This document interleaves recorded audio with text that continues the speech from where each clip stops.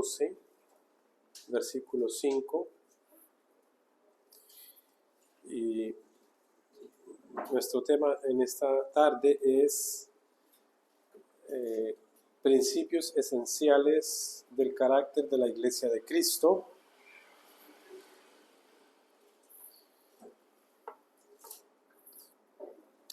Dice la palabra del Señor: así nosotros, siendo muchos, Romanos 12:5, así nosotros, siendo muchos, somos un cuerpo en Cristo y todos miembros los unos de los otros.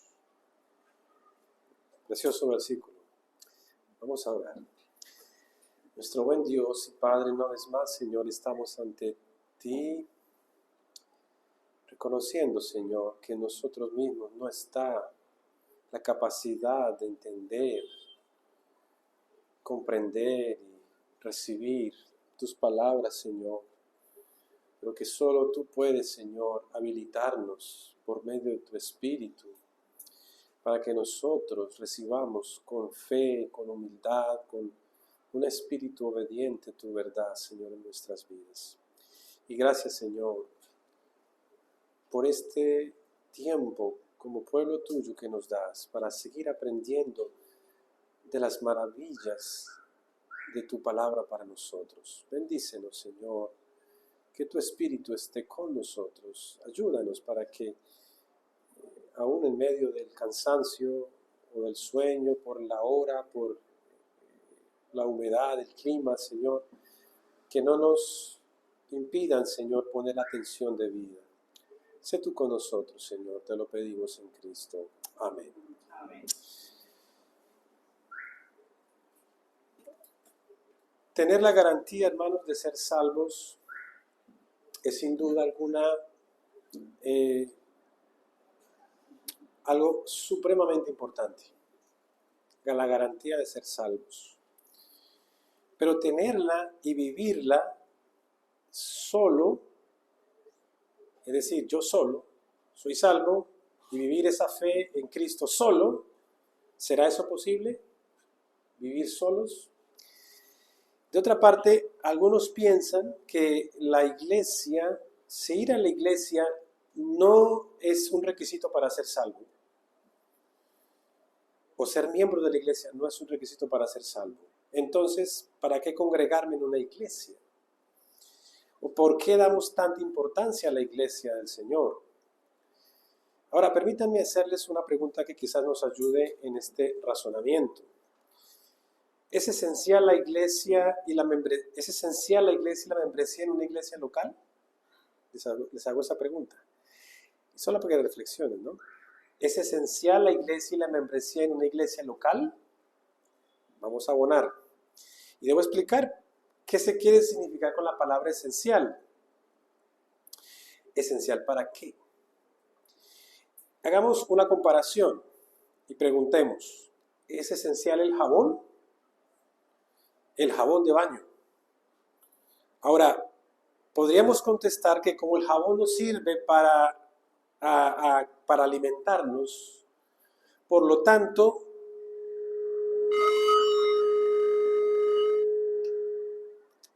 le bajamos un poquito.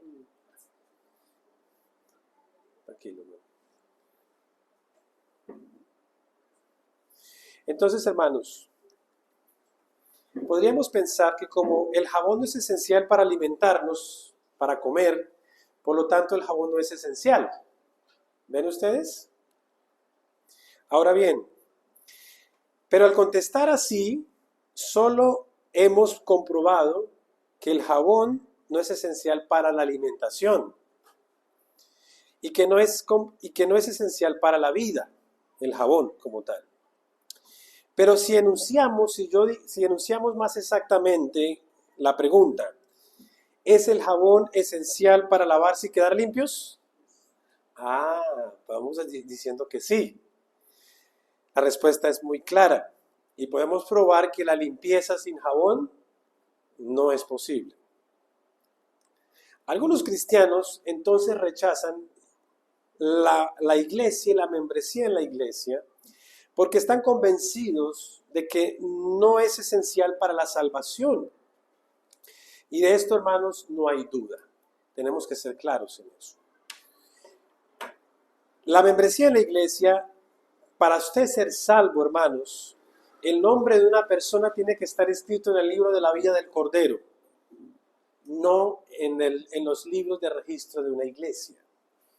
¿De acuerdo? De una iglesia local. La persona tiene que estar unida a Jesucristo por la fe, no a un grupo de creyentes para ser salvos. Eso tiene que quedar claro en nuestras mentes. Se es salvo por la gracia, por medio de la fe en el Señor Jesucristo solamente y no por obras relacionadas con la iglesia local. Pero hermanos, la salvación, tenemos que también decir, no es la única cosa esencial en cuanto a las cosas de Dios. ¿Vamos pensando? La salvación de mi alma no es todo. Ese es el comienzo. Esa es la base, es el fundamento. Pero eso no es todo. La iglesia también es esencial. Entonces, no olvide la comparación, ¿no?, del jabón. El jabón no es esencial para alimentarme, pero sí es esencial para mantenerme limpio. Entonces, si no fuera así, que la iglesia es esencial, que el Señor Jesucristo no se habría entregado también por la iglesia, como Él dice. Él se entregó por la iglesia. Y usted sabe el pasaje, Efesios 5:25, que no lo vamos a leer, pero se los digo si alguien está tomando apuntes. Efesios 5:25 dice que Cristo se entregó por la iglesia. Ahora, si ella no es esencial dentro del plan y el diseño de Dios, entonces ¿por qué el Señor se entregó por ella? No la habría edificado sobre esta roca inamovible, como Él dice, edificaré mi iglesia. Y no la estaría edificando aún hoy como Él ha prometido. Entonces, si no fuera esencial, no habría tanto material sobre ella, tanto en el Antiguo Testamento como en el Nuevo Testamento.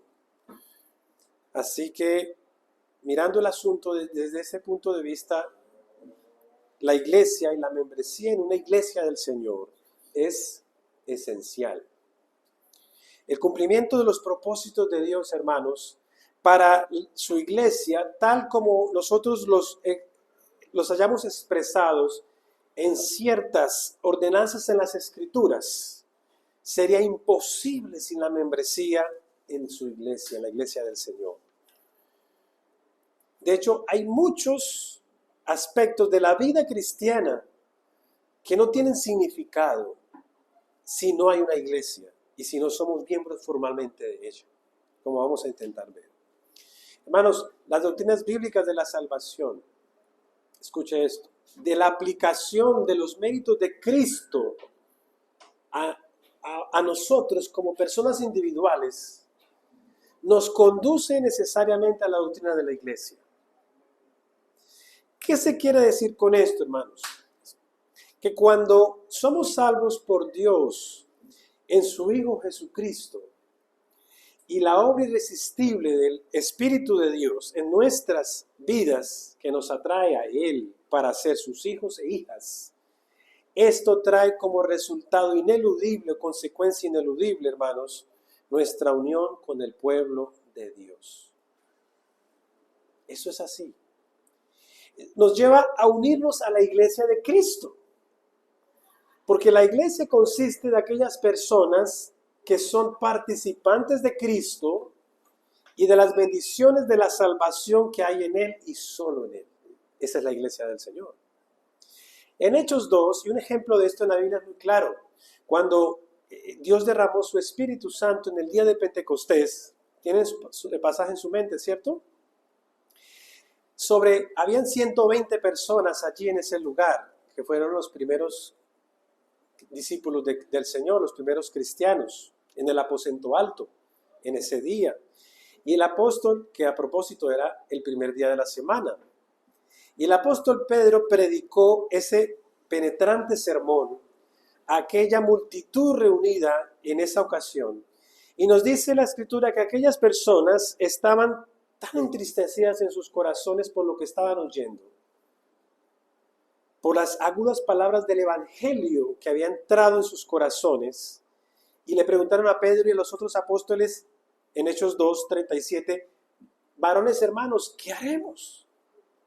Ellos estaban escuchando el Evangelio, escuchen, no eran personas convertidas, escuchan el Evangelio por primera vez y son compungidos por la obra del Espíritu Santo en sus corazones. Su pregunta, ¿qué haremos? Porque hemos pecado contra Dios. Y Pedro responde lo siguiente, el apóstol Pedro le dice, arrepiéntanse, crean en el Señor Jesucristo. Y la Biblia nos dice en Hechos 2:42 que el Señor añadía a la iglesia los que habían de ser, ¿qué? Salvos. Dice que creyeron como 3,000 y esos 3,000, ¿qué hicieron? ¿Cómo vieron la vida cristiana? ¿Como solitos por ahí? No, se unieron ¿a dónde? A la iglesia. Entonces, esta es la base, hermanos, bíblica y teológica de por qué la iglesia es esencial para nosotros como creyentes. Lo que quiere decir es que Cristo cuando nos salva, nos une, siempre nos va a llevar a una ¿qué? A una iglesia suya, a unirnos ahí. Así que usted puede ver que las doctrinas bíblicas de la salvación y de la aplicación de la salvación de los méritos de Cristo en la vida de una persona conduce necesariamente a la doctrina de la iglesia. La doctrina bíblica es que Cristo, mediante la operación de su Espíritu, une a los hombres, a las mujeres con Él, los capacita con fe verdadera en Jesucristo y constituye de esta manera a la iglesia como su cuerpo. Así que en la salvación que hemos recibido, Cristo nos conduce aquí, precisamente. Entonces la iglesia tiene un lugar supremamente importante, hermanos, en el plan y el propósito del Señor. Recordemos que fue el Señor mismo quien afirmó en Mateo 6:16, yo edificaré mi iglesia, dijo Cristo. Entonces, no deberíamos jamás pensar de la iglesia o considerar a la iglesia de Cristo, por pequeña que ella sea, hermanos. Por pequeña. Recuerden que el Señor dijo a sus discípulos en su momento, no, manada pequeña les dijo. Esta iglesia puede ser pequeña, hermanos, pero es la iglesia de Cristo. Y tenemos que reconocerla, y tenemos que amarla, y tenemos que servirla, porque es el reino de Dios, como esta mañana miramos, es la viña del Señor. Entonces, no podemos tratarla en términos despectivos o de poca importancia, sino al contrario, deberíamos estimular y animar nuestros corazones y procurar conocer, hermanos, todo lo que la palabra de Dios nos dice respecto a ella. Y valorarla, y amarla, y servirla. Porque ella es central en los propósitos del Señor. Este es el hogar o la familia que Cristo ha diseñado para su pueblo. Imagínense eso. Y nos damos cuenta definitivamente, hermanos, que es el resultado, la iglesia es el resultado de la genialidad divina. Es la mente maestra de un Dios eterno y soberano que ha diseñado su iglesia y la ha establecido y la está edificando. Así que, hermanos, la doctrina de la iglesia es un tema vital para nuestro crecimiento y la bendición espiritual y para nuestro servicio al Señor. Ahora, permítame decirles esto de todo corazón, con toda mi convicción, y es lo siguiente, que además de un verdadero caminar personal con el Señor y de conocer las doctrinas de la fe, yo personalmente, ser miembro, hermanos y hermanas, de una buena iglesia del Cristo y servir en ella al Señor, insisto en esto, no solo ser miembro, sino servir en ella a Cristo con humildad y amor y sacrificio y disposición, tiene una tremenda influencia formativa, impactante, santificadora en la vida del creyente. Eso es fundamental, hermanos. Y yo podría aquí quedarme hablándoles de mi propia experiencia, y claro, no vengo a hablarles de mi experiencia, pero para demostrar un poco más esta idea a partir de lo que hemos vivido de manera personal. Pero hoy quisiéramos ver juntos, no voy a hablarles de mí, quisiéramos ver juntos cuál es la esencia o el carácter de una iglesia local de Cristo. ¿Qué vamos a ver? Para que no se me duerman, ¿cuál es la esencia o el carácter de una verdadera iglesia de Cristo?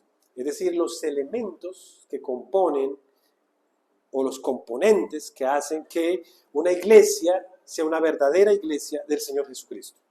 Hay 4 elementos y vamos a verlos rápidamente con la ayuda del Señor. El primero, hermanos, es el primer principio es el siguiente. Cristo es el Señor y la cabeza de cada iglesia local, siendo cada una de estas iglesias locales completamente independientes y autónomas, sin estar sujetas a ningún otro organismo eclesial, ni a ninguna jerarquía de alguna autoridad denominacional. Está largo el punto, pero ustedes pueden volver a ver el video para repasar ese primer principio. Pero vamos a explicarlo. Hermanos, Cristo es el Señor de cada iglesia local, individual, siendo cada iglesia completamente independiente y autónoma, sin estar sujeta a ningún otro organismo eclesial externo, ni a ninguna jerarquía de alguna otra denominación. Ahora, cuando yo digo esto, tengo que rapidito decir lo que voy a decir. Tengo que afanarme a decir lo siguiente. Y es que, hermanos, frente a este principio, que ya vamos a demostrar con suficiente evidencia bíblica, debemos reconocer que hay una excepción. Hay una excepción a esto que estamos diciendo. Temporal, transitoria. Muy apropiada excepción que reconocemos y que puede darse en el caso de una iglesia hija o una misión que ha sido o está siendo establecida, fundada con la ayuda y el soporte de otra iglesia ya establecida. En este caso, la iglesia hija, y entiendo que ustedes son así, ustedes de alguna manera son una iglesia hija, o la iglesia hija o la misión en fundación, yo la llamo la iglesia en plantación, así la llamo yo. Mientras está siendo establecida, constituida, organizada, plena y formalmente, oficialmente, con una membresía y con oficiales debidamente reconocidos por la iglesia local, nombrados según el Señor provea a la iglesia, esta iglesia puede y debería permanecer en sujeción a la iglesia, por decirlo de alguna manera, la iglesia madre, para usar un lenguaje un poco habitual para nosotros, quien está cumpliendo esta iglesia madre la labor de iglesia plantadora y quien a través de las escrituras y en dependencia del Señor y de su Espíritu, esta iglesia está apoyando, está ayudando. Creo que este es el caso patente de ustedes y deberíamos, hermanos, reconocerlo y aceptarlo porque ese es el diseño del Señor. Ahora, ¿por qué decimos esto? ¿Cuál es la base bíblica? Porque tenemos que decir, bueno, usted está diciendo eso, pero ¿cómo vemos esto en la Biblia? Porque es muy importante pensarlo bíblicamente. Cuando estaba preparando esto me puse a pensar y Señor, ¿cómo explicamos esto? Y hermanos, esto debería quedar muy claro para ustedes de que la razón bíblica es que nosotros vemos que la palabra de Dios, en la palabra, ella nos llama a ser discípulos. Ella nos llama a ser discípulos en todos los lugares donde nos sea posible. Y las iglesias locales ya establecidas deben procurar hacer esa labor de hacer discípulos, de ser iglesias misioneras, plantadoras de otras iglesias. Deben procurar ser iglesias que están extendiendo la palabra más allá de ellas, ciudades, pueblos, y orando que el Señor entonces conceda conversiones. Y en la medida en que haya personas convertidas, por ejemplo, esta es una iglesia plantadora, vamos a plantar una iglesia, ¿en dónde? Mariquita. Vamos a mandar misioneros allí a predicadores para que evangelicen, para que hablen del Señor, para que prediquen del Evangelio. Personas allí se van convirtiendo, pero hay una iglesia que está apoyando mientras esta iglesia se está formando. Y usted ve eso en el Nuevo Testamento. Hay iglesias que hacían eso. Vamos a ver un caso rápidamente, Hechos 13. Hechos 13, capítulo 13, versículo 1 al 3.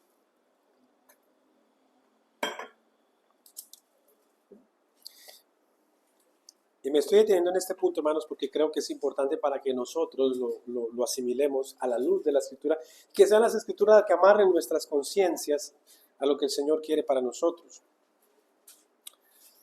Dice Hechos 13, del 1 al 3, había entonces en la iglesia que estaba en Antioquía, note que había una iglesia en Antioquía ya establecida. ¿Y qué había en esa iglesia? Había unos oficiales, en ese contexto habían profetas y maestros, Bernabé, Simón el que llamaban Níger, Lucio de Cirene, Manahén, el que había sido creado junto con Herodes, el tetrarca, y estaba también ahí ¿quién? Saulo. ¿Quién era Saulo? El mismo apóstol Pablo. Versículo 2. Ministrando estos al Señor y ayunando, dijo al Espíritu Santo, apartarme a Bernabé y a Saulo para la obra que los he llamado. ¿Cuál obra? ¿Cuál era la obra? De enviar a Pablo y a Bernabé ¿hacia dónde? Hacia las misiones, hacia predicar el evangelio a otros lugares. ¿Quién estaba enviando? La iglesia de Antioquía. ¿Quién lo hizo? ¿Quién separó? ¿Quién guió a este proceso? El Espíritu Santo guió en ese momento. Entonces, versículo 3, habiendo ayunado y orado, les impusieron las manos y los despidieron. Entonces, noten ustedes que ellos son misioneros de la iglesia y van a hacer la labor misionera, evangelística, plantar iglesias. Ahora, ellos empiezan ese viaje, que es el primer viaje misionero del apóstol Pablo, y ahora, hermanos, vemos que ellos, después de haber ido por muchos pueblos, ciudades, territorios, ellos, estos dos apóstoles, vienen de nuevo visitando estas iglesias que previamente habían establecido. Y entonces, un viaje que pudo haber durado alrededor de 2 años de estos misioneros, porque iban a pie o iban en medios de transporte muy rudimentarios en ese momento. Capítulo 14, versículo, por ejemplo, 21. Capítulo 14, versículo 21. Y después de anunciar el evangelio a aquella ciudad y de hacer muchos discípulos, volvieron a Listra y a Iconio y a Antioquía. ¿Y qué eran esas ciudades? Eran ciudades donde ellos ya habían predicado y se habían establecido, habían nuevos convertidos. Confirmando los ánimos de los discípulos, exhortándoles a que permaneciesen en la fe y diciéndoles, es necesario que a través de muchas tribulaciones entremos en el reino de Dios. Y note lo que hicieron los apóstoles, estos misioneros de la iglesia de Antioquía, y constituyeron ancianos en cada iglesia, y habiendo orado con ayunos, los encomendaron al Señor en quien habían creído. Ahora, ¿qué hicieron estos apóstoles, estos misioneros? Entonces, no sé que ellos están ayudando a estas iglesias a establecerse. ¿Y cómo termina el proceso? Cuando ya hay una membresía, cuando ya hay unos oficiales reconocidos. Versículo 24. Pasando luego por Pisidia, vinieron a Panfilia, y habiendo predicado la palabra, dice, en Pergue, descendieron a Atalia, de allí navegaron a Antioquía. ¿A dónde navegaron? A Antioquía. ¿A dónde llegaron ellos? A la iglesia que enviadora, a la iglesia madre, por decirlo de alguna manera. Ellos llegaron a Antioquía, desde donde habían sido encomendados a la gracia de Dios para la obra que habían cumplido.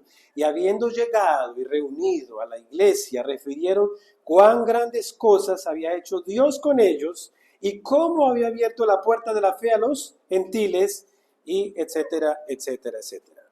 Entonces, hermanos, note, hay una iglesia enviadora, ellos hacen la labor, establecen las iglesias, y estos misioneros regresan y las iglesias siguen su procedimiento bajo Cristo y su palabra.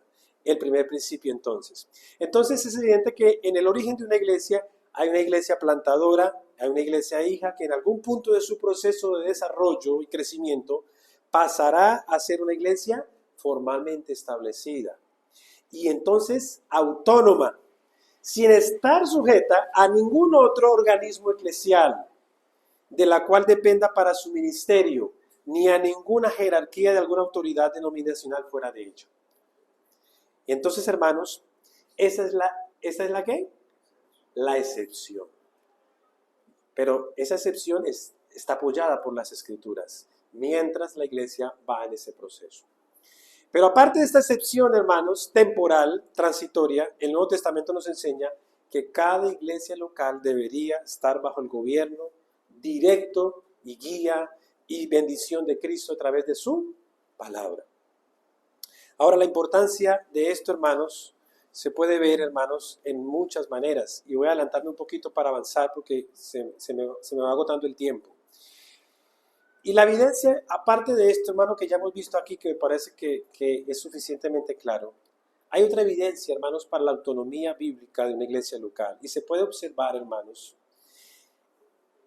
en tanto que las epístolas del Nuevo Testamento fueron dirigidas a iglesias locales o a pastores y oficiales de iglesias locales, y están redactadas las epístolas en términos que no dejan lugar a dudas que aquellas iglesias eran independientes de cualquier organización o autoridad central.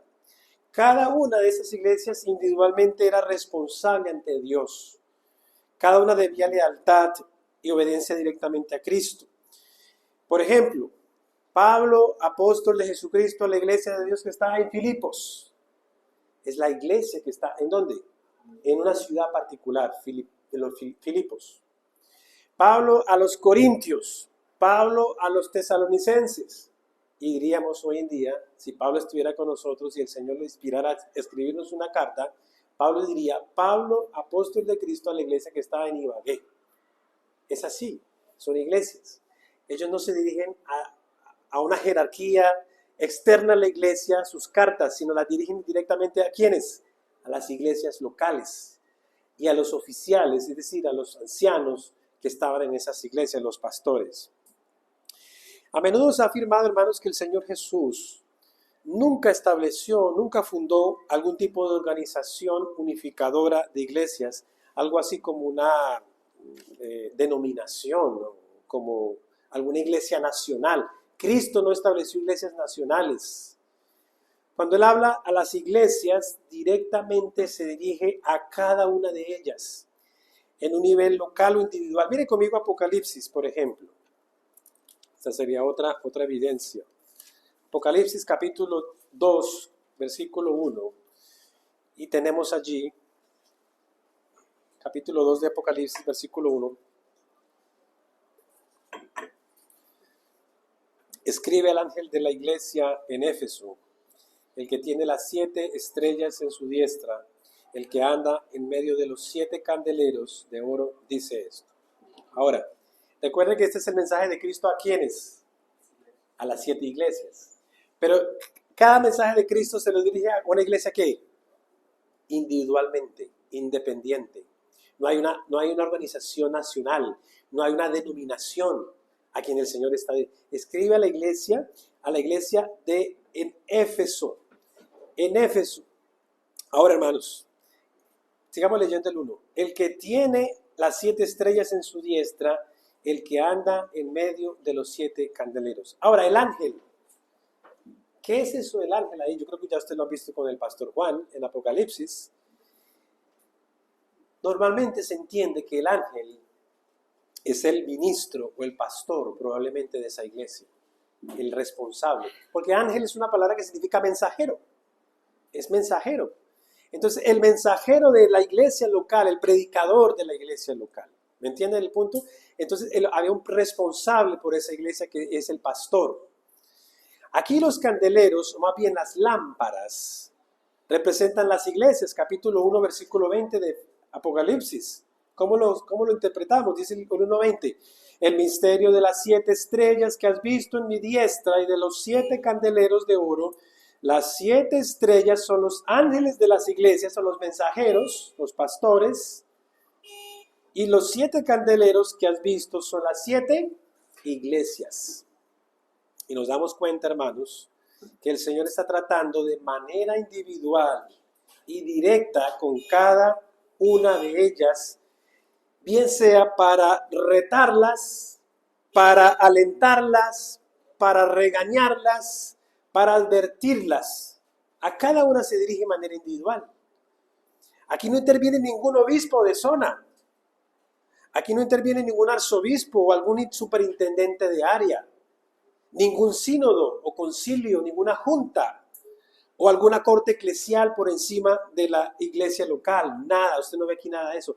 Nada similar, sino que Cristo es el Señor y la cabeza de cada iglesia individual para gobernarla, capacitarla y controlarla mediante su palabra y su espíritu. Si hubiera una iglesia denominacional, cuando la iglesia de Antioquía, la iglesia de Antioquía, que está lejos de la iglesia de Jerusalén, pero ¿quién fue la primera iglesia en el Nuevo Testamento? La iglesia en Jerusalén. Pero el Señor no se dirige a la iglesia en Jerusalén como si la iglesia de Jerusalén fuera la madre de esta iglesia y tuviera el control permanente sobre esta iglesia. Se dirige a una iglesia en otro lugar, en otra región, una iglesia local, para escoger a 2 misioneros, Pablo y Bernabé, a hacer la obra misionera del Señor. ¿Ven ustedes que en la Biblia no existe esta idea de una iglesia denominacional? ¿Me entienden que es una iglesia denominacional? ¿Es claro el concepto?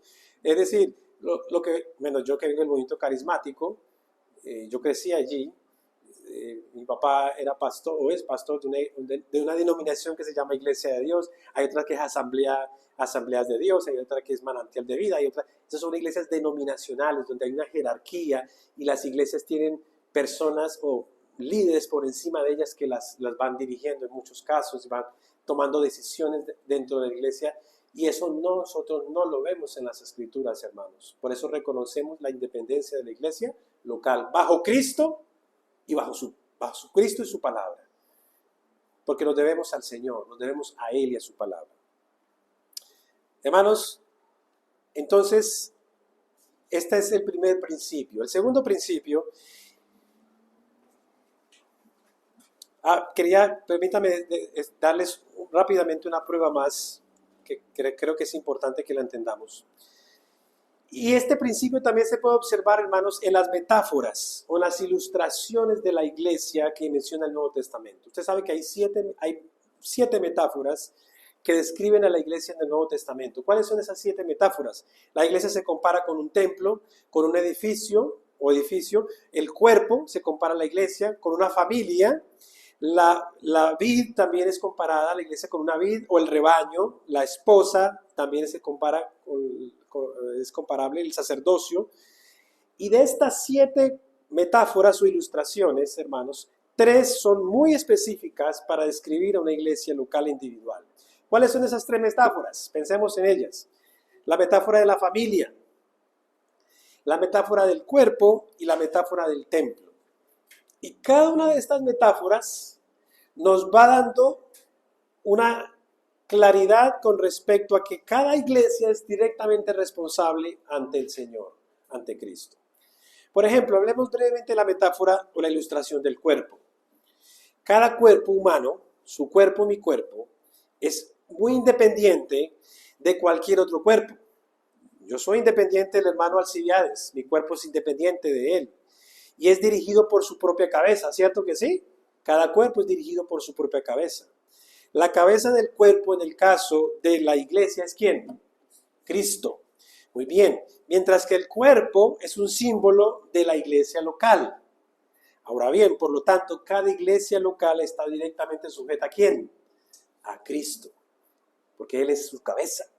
Entonces, esta ilustración, hermanos, no da cabida a una jerarquía creada por el hombre o a una iglesia nacional. Y la metáfora del templo o el edificio es otra ilustración de la iglesia. Tenemos un pasaje aquí que no voy a leer por tiempo, pero si usted está anotando, para hablar de la metáfora del templo, 1 Corintios 3, 9 al 17, y es esta: todo edificio tiene un fundamento, unas bases sobre la cual se construye el resto del edificio. Esta casa tiene un fundamento, unas bases. El fundamento de la iglesia local es ¿quién? Cristo, otra vez. quien también es la piedra principal del ángulo. En otras palabras, cada iglesia local descansa directamente ¿sobre quién? Sobre Cristo. Y la metáfora de la familia, pensemos en esta metáfora, es también otra ilustración de la iglesia local, y nosotros somos hijos e hijas del Dios vivo. Cada familia es una entidad independiente. Mi familia es independiente de la familia del hermano Alcibiades, de la familia del hermano Camilo. Mi familia es independiente de ellos. Y hermanos, cada familia es una entidad independiente, autónoma, que vive en una relación íntima, cercana y afectiva con una cabeza, con un padre, ¿cierto que sí? Que dirige la familia. Y es exactamente en ese sentido que cada iglesia disfruta del cuidado paternal y directamente ¿de quién? Del Señor, en ese sentido. Entonces, hermanos, estas razones, que quizás estoy yendo un poquito rápido para tratar de ser claro para ustedes, estas razones son las razones bíblicas y teológicas que nosotros vemos en la Biblia para mantener este primer principio. El segundo principio que caracteriza a una iglesia de Cristo afirma que solamente los creyentes nacidos de nuevo deben ser admitidos en la membresía de la iglesia local.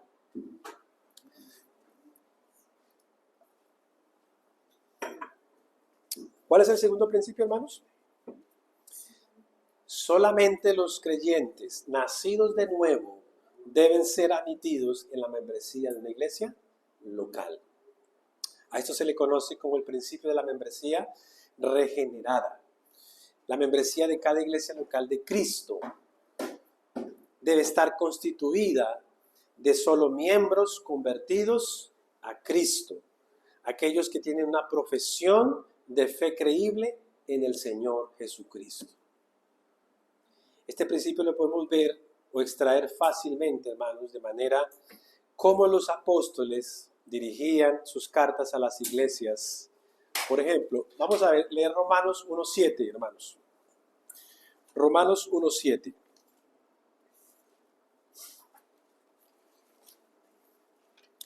Romanos 1:7, el apóstol Pablo dice así. Es Pablo quien escribe a la iglesia en Roma.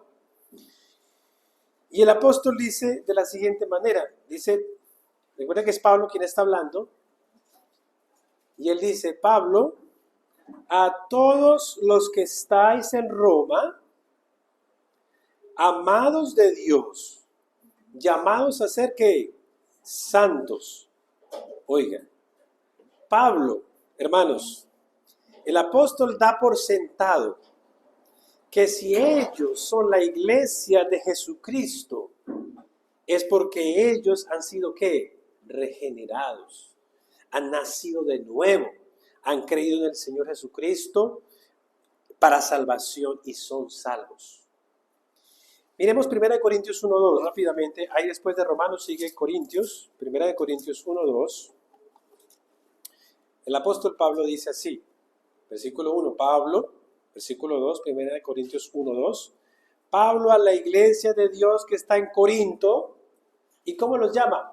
A los santificados en Cristo Jesús, llamados a ser santos con todos los que en cualquier lugar invocan el nombre de nuestro Señor Jesucristo, Señor de ellos y Señor nuestro. Notamos, hermanos, en este pasaje, así como en el de Romanos, que el apóstol expresa la misma certeza que aquella iglesia de Corinto, a la que él dirige con estas palabras, con esta carta inspirada por el Espíritu de Dios, él da por sentado de que esas personas que están en Corinto son personas que han sido nacidas de nuevo. Dice, llamados a ser ¿qué? Santos. Que su membresía estaba compuesta exclusivamente por aquellos que habían encontrado al Señor a través de una verdadera experiencia espiritual. Pablo a la iglesia de Dios que está en Corinto, a los santificados en Cristo Jesús, llamados a ser santos. Entonces, hermanos, podríamos ir por muchos pasajes. Colosenses, rápidamente, 1-2, ahí adelantico. Colosenses, después de Filipenses y que Colosenses. 1:2. ¿Qué dice el apóstol? Pablo, a los santos y fieles hermanos, ¿en quién? En Cristo, que están en Colosas. A los hermanos, a los fieles, a los que están en Cristo. Esa es otra prueba, hermanos. No hay duda de que esta iglesia tiene una membresía que mezclada, mixta, gente conversa y gente creyente. No, gente convertida al Señor verdaderamente. Y finalmente, otro pasaje que nos ayuda a soportar este segundo principio es Hechos 2:47, donde nos confirma nuevamente este importante y verdad vital. Hechos 2:47, usted lo sabe, o lo hemos leído muchas veces, dice: y alabando a Dios y teniendo favor con todo el pueblo, y el Señor añadía cada día a la iglesia los que habían de ser salvos. Entonces, hermanos, nos confirma que solo habían miembros que salvos. Por supuesto que a la iglesia, como un culto como hoy, vienen personas no salvas y queremos que vengan para que escuchen el evangelio y sean salvos. Pero a la membresía, al grupo más cerrado, al grupo más íntimo de la iglesia, los que están preocupados porque el reino de Dios avance, ¿quiénes son? Los que han sido llamados por el Señor, personas convertidas a Cristo. En otras palabras, los que están escritos en la vida del Cordero y están también escritos en un libro de registro que llevamos, porque es un orden que el Señor nos llama a hacer, como dice, no es precisamente nuestra confesión de fe, y como dice la Biblia, Dios es un Dios de orden. Entonces, hermanos, no se puede exagerar la importancia de este principio en una iglesia local del Señor. Ser ligeros, hermanos amados, ser condescendientes, laxos en este punto y permitir, en cuanto sea nuestra responsabilidad como iglesia y los oficiales de ella, permitir, aceptar en la membresía de la iglesia, una membresía mixta solo por tener más nombres anotados en la lista de la membresía de la iglesia, hermanos, tener personas que no tienen ninguna profesión evangélica de fe creíble o una clara experiencia de conversión ha llevado a resultados desastrosos en muchas congregaciones donde tal anomalía existe, hermanos. ¿Por qué? Porque la iglesia muchas veces, en su afán de tener gente inscrita en su membresía, acepta personas sin la clara convicción o sin la claridad necesaria de saber que son verdaderos creyentes en el Señor, quizás muchas veces por el afán de tener esto. Y hermanos, eso ha llevado a muchas iglesias a ser destruidas, a dividirse, a problemas incalculables que no alcanzamos a imaginar. La mundanalidad se filtra porque esas personas no son convertidas, son mundanas, y entonces empiezan a decir: hey, pastor, ¿y por qué no pone aquí una batería? ¿Y por qué no traemos aquí un guitarrista eléctrico? ¿Y por qué no cantamos música moderna? ¿Y por qué no hacemos esto? ¿Y por qué no hacemos aquello? Porque son gente que no han sido convertidos y quieren traer el mundo a la iglesia, y quieren la guachafita, y quieren la música bulliciosa. Y el mundo empieza a introducirse en la iglesia, hermanos. Y entonces, hermanos, y muchas veces en la adoración al Señor, en el culto al Señor, la manera de dirigir la iglesia y en el gobierno de ella, esto, hermanos, se ve de una forma muy lamentable cómo se va infiltrando el pecado y la mundanalidad en las iglesias. Hermanos, es nuestra tarea como iglesias ser celosos y cuidadosos de esto, obedecer el patrón del Nuevo Testamento, evitando sucumbir al débil razonamiento humano de pensar debemos escribir los nombres lo más rápido posible. No, hay que ser serios, hay que ser cuidadosos, hay que orar, hay que observar, hay que entrevistar a las personas, hay que enterarnos de que realmente sean personas convertidas al Señor. Eso es fundamental. Ahora, alguien pudiera decir: pero es que eso es imposible, tener una membresía pura, y por tanto es absurdo intentarlo. Y nosotros respondemos que ese argumento se podría entonces aplicar también al deber de buscar santidad, lo cual sería desastroso. Es que es imposible ser santos perfectamente, entonces ¿para qué estimulamos a los hermanos a ser santos? ¿Me entienden el punto, hermanos? Repetimos, nuestra tarea es obedecer el patrón bíblico, el patrón del Nuevo Testamento, evitando sucumbir al débil razonamiento humano. Algunos citan Mateo 13:24 para apoyar una membresía mixta, la parábola del trigo y la cizaña. ¿La han escuchado? Donde el Señor dice que el trigo y la cizaña crecen juntos. Y entonces ellos dicen, pero si ve que en la parábola del trigo y la cizaña está ahí los dos creciendo, entonces ¿para qué nos preocupamos? Y dice que, la parábola dice que al final el Señor va a mandar a sus ángeles y va a recoger la paja y la va a llevar al fuego, y al trigo lo va a llevar a su granero. Entonces algunos interpretan que es la iglesia, pero hermanos, no tengo tiempo para ver esto, pero se lo dejo en su mente. Lea la parábola bien. Y se dará cuenta que Cristo mismo dice que el campo es el mundo.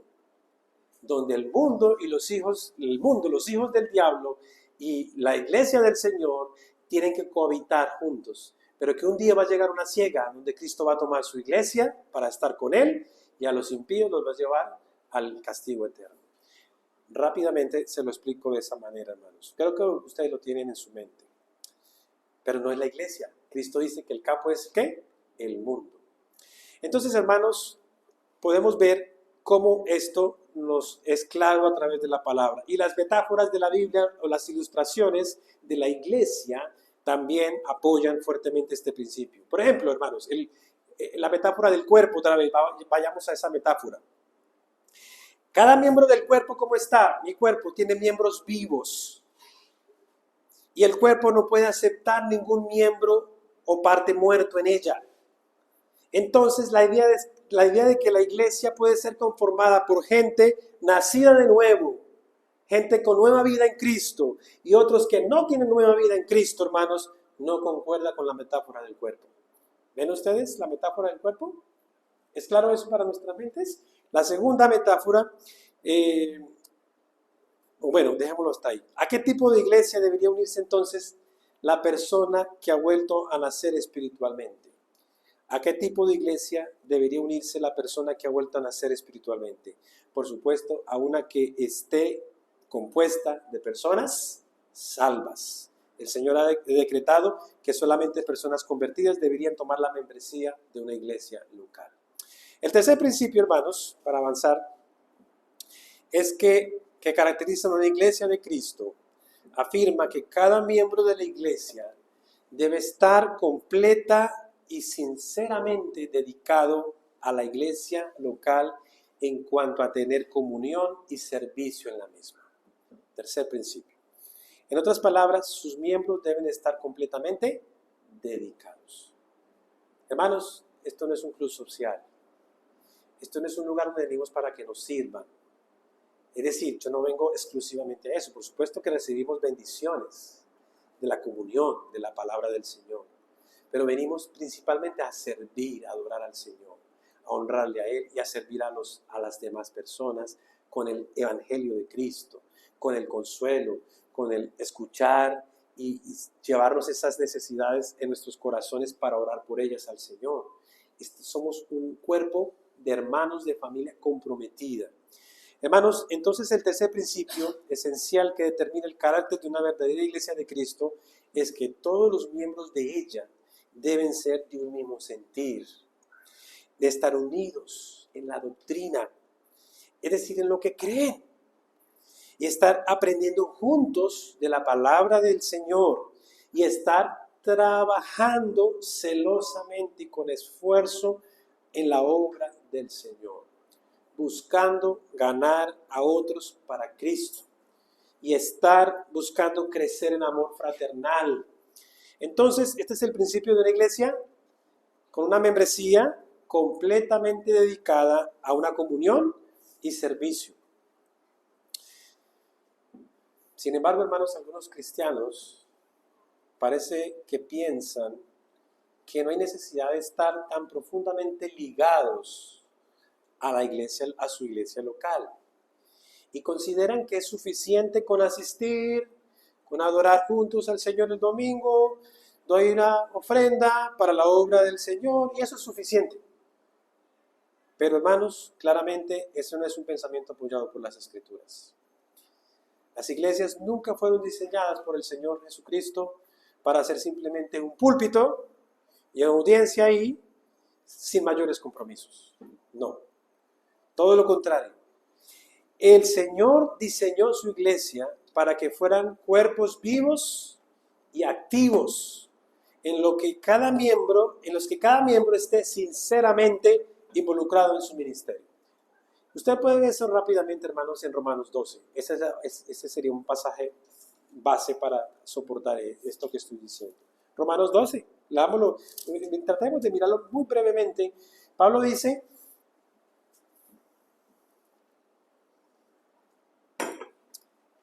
Romanos 12:4, porque de la manera que en un cuerpo tenemos muchos miembros, oiga, pero no todos los miembros tienen la misma ¿qué? Ah, sí que los miembros tienen la ¿qué?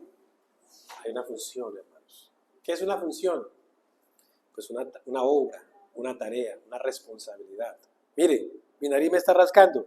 ¿Quién viene y me ayuda? La ayuda de mi nariz. Mi mano, los dedos de mi mano. Y está trabajando. ¿Sí o no? Y así, hermanos, tan sencillo como eso. Versículo 5. Así nosotros, el versículo con el que empezamos hoy. Así nosotros, siendo muchos, somos un cuerpo en Cristo y todos miembros los unos de los otros. Versículo 6. De manera que teniendo diferentes dones, ¿según qué? No dones naturales, sino según la gracia que nos es dada, dones del Espíritu.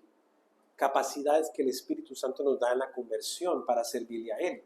Él dice, de manera que teniendo los diferentes dones según la gracia que nos es dada, si el de profecía úsese conforme a la medida de la fe, o si de servicio, úsese en qué? En servir. El que enseña, en la enseñanza. El que exhorta, en la exhortación. El que reparte, con liberalidad. El que preside, con solicitud. El que hace misericordia, con alegría. Entonces, hermanos, no voy a expandir más esto, pero hermanos, tenemos que pensar que el Señor nos llama en su palabra a ver un pasaje como este y darnos cuenta que la membresía en la iglesia no es una membresía que inactiva, es una membresía funcionando, cada miembro haciendo lo que el Señor le ha dado para hacer para el bien del reino del Señor. Y debo apresurarme a decirles el cuarto para terminar, pasando por alto algunas ideas que tengo aquí. Y el cuarto principio, hermanos, es que cada iglesia individual esté viviendo en obediencia al Señor. Repito, que cada iglesia individual que esté viviendo en obediencia al Señor debería experimentar crecimiento como signo de vida espiritual. Y esto sujeto a la voluntad de Dios y sus tiempos. Así pues, hermanos, el cuarto principio que determina el carácter o la esencia de una iglesia de Cristo es el principio del crecimiento. Las iglesias deben crecer. Y me apresuré a decir esto, crecer sujeto a la voluntad de Dios y sus tiempos. Ahora, hermanos, si hay una iglesia del Señor en un lugar y está obedeciendo a Cristo en lo que ella le manda, en lo que Él le manda a ella, hermanos, esa iglesia experimentará la bendición del Señor y Dios dará crecimiento a esa iglesia. Poco o mucho, pero habrá crecimiento. Porque algunos dan fruto al 30, otros al 60 y otros al 100%. Pero hay fruto, hay crecimiento, hay avance en la vida espiritual, en conocer al Señor, en almas convertidas para Cristo, en personas que nos visitan y escuchan el Evangelio. El Señor empieza a obrar en ese lugar. Repito esto, hermanos. Por supuesto, el crecimiento de cada iglesia local está sujeto a la voluntad soberana de Dios. Pero damos fruto para el Señor. Porque el Señor dice que Él nos ha hecho para dar ¿qué? Fruto. Os he puesto para que vayáis y llevéis fruto. Y ese fruto permanezca, dice Cristo. Y la cantidad de ese fruto es determinada por el Señor. Pero notemos que siempre habrá y debería haber fruto, ya sea que el Señor nos dé una gran cosecha o que estemos luchando por obtener algún fruto pequeño, siempre habrá una cosecha de personas que este Señor está salvando, está trayendo a su reino, a su obra. Mientras nos estemos esforzando por hacer discípulos para Cristo, porque el Señor nos manda eso, hacer discípulos. Cristo estará con nosotros y nos bendecirá con frutos conforme a su voluntad. Por tanto, por supuesto, hermanos, queremos recordar lo que nuestro Señor nos enseñó en Mateo 13, que la labor de hacer discípulos es semejante a la obra de sembrar semillas. Piense usted en esto. Entonces habrá tiempo para sembrar y después habrá tiempo para cosechar. Y esta ilustración que el Señor nos da nos advierte que habrá épocas de sembrar y esperar, porque después vendrá la cosecha. Dice el apóstol, porque a su tiempo segaremos, al tiempo del Señor, sino que, si no desmayamos. Yo planté, dice Pablo, Apolos regó, pero el crecimiento lo ha dado ¿quién? Dios, dice Pablo en Corintios 3:6, primera de Corintios. Entonces, hermanos, hay una labor de plantación, hay una labor de riego, y Dios en su gracia y misericordia bendice eso y da crecimiento conforme a su propósito, conforme a su voluntad. Pero el punto, y insisto en esto, es que el crecimiento es una manifestación esencial de la vida local en la iglesia que predica el Evangelio y que está cumpliendo con la gran comisión que el Señor le ha entregado. Hermanos, no me puedo detener más en este punto, pero creo que los principios han quedado claros. De manera, hermanos, que podemos ver estos 4 principios. ¿Me pueden ayudar a recordarlos cuál es el primero? Si los tienen en su mente o si lo escribieron también. El principio de la iglesia, de la autonomía de la iglesia local que está bajo ¿quién? Bajo Cristo. La independencia de cada iglesia local. Y ya usted tiene en su mente la excepción temporal. ¿El segundo principio cuál es? Exacto. Solo miembros nacidos de nuevo deben ser, solo personas nacidas de nuevo deben ser miembros de la iglesia local de Cristo. ¿Y el tercer principio es cuál? Cada miembro está completamente comprometido. Exactamente. Miembros completamente comprometidos con la causa del Señor. Esta es la causa del Señor, hermano. Esta no es la causa de Camilo, ni la causa del Sillán, ni la causa del pastor Juan Pablo, no. Este es el reino de Dios. Y eso es lo que nos debe nosotros hacer entender. No estamos construyendo aquí para otros, sino para el Dios que nos hizo, que nos amó y nos salvó con la preciosa sangre de su Hijo Jesucristo. Amén. ¿Y el cuarto principio cuál es, hermanos?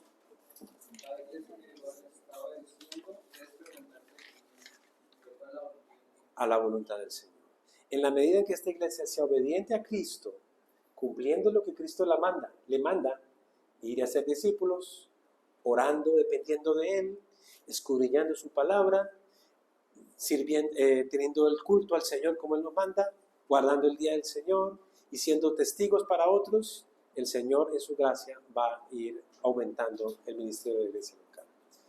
¿Cómo estamos nosotros ahí? No me respondan, es una pregunta para que ustedes reflexionen. ¿Cómo estás tú frente a esto que el Señor nos dice en su palabra? ¿Cómo está tu vida frente a estos principios para una iglesia local? ¿Es que tu vida se alinea con estos principios? ¿Es que vamos en camino de alinearnos con estos principios? Yo creo que sí, por la gracia de Dios. Pero necesitamos recordarlos y ponerlos en nuestra mente y pedir al Señor que nos ayude vez tras vez a afirmarlos en nosotros y ponerlos en práctica mucho más en nuestras vidas. Que el Señor bendiga esta obra de Cristo, que les anime, hermanos, sigan adelante. El Señor está en medio de ustedes por su gracia. No dejen, no se desanimen. Vienen luchas, Satanás no va a estar tranquilo. Él va a estar atacando por un lado, va a estar atacando por otro lado, de muchas maneras. Pablo advierte a los ancianos de unas iglesias, la iglesia de Éfeso les dice, dentro de ustedes mismos se levantarán hombres que hablen cosas perversas. Y Pablo dice eso a unos ancianos de una iglesia. Y eso es tremendo, porque nos dice que Satanás mismo intentará a veces meter la cizaña dentro de la iglesia. Y por eso tenemos que estar alertas, hermanos, buscando a Cristo y dependiendo de Él en todo tiempo. Amén. Amado Dios y Padre, te damos gracias por recordarnos, Señor, y enseñarnos estas cosas que no han salido de nuestra propia mente, sino que tú nos las has dado a través del estudio de tu palabra y del poder, Señor, recibir a lo largo de nuestra vida cristiana y entender que esto es lo que tú nos mandas, Señor, lo que tú has establecido para tus iglesias. Mira, Señor, esta obra. Yo te doy gracias por esta manada pequeña, Señor. Quieras tú, Señor, seguirla bendiciendo como hasta hoy. Prospérala, Señor, a este pueblo tuyo en sus vidas espirituales. Trae, Señor, mayor crecimiento en su entendimiento, en su amor por ti, en su deseo, Señor, de vivir para ti, en sus vidas piadosas, cotidianas, en sus familias, Señor, en sus trabajos, en sus estudios, en sus responsabilidades diarias. Bendice esta amada iglesia, Señor, y te rogamos que tú sigas proveyendo todo lo que ella necesita, espiritualmente, ministerialmente, en dones, en recursos, Señor, recursos también materiales, económicos. Sé tú, Señor, propicio. Oramos, Señor, por cada hermano que está aquí, por aquellos que están bien comprometidos. Ayúdales, Señor, a ellos a seguir firmes y fieles a ti. Y bendíceles, Señor. Y aquellos que están dudosos, dubitativos, Señor, permite que ellos puedan, Señor, entender estas verdades y tomar ánimo en ti e ir hacia adelante, Señor, con fe, con obediencia, por amor a ti, por amor a tu palabra, por amor a tu causa, Señor. Gracias por esta obra, Señor, y gracias por este tiempo compartido en este día, Señor. Bendícenos en el regreso a nuestras casas. Acompáñanos el resto de la semana, Señor, y ayúdanos a ser tus testigos donde quiera que vayamos, para que otros te conozcan. En Cristo Jesús oramos. Amén. Amén.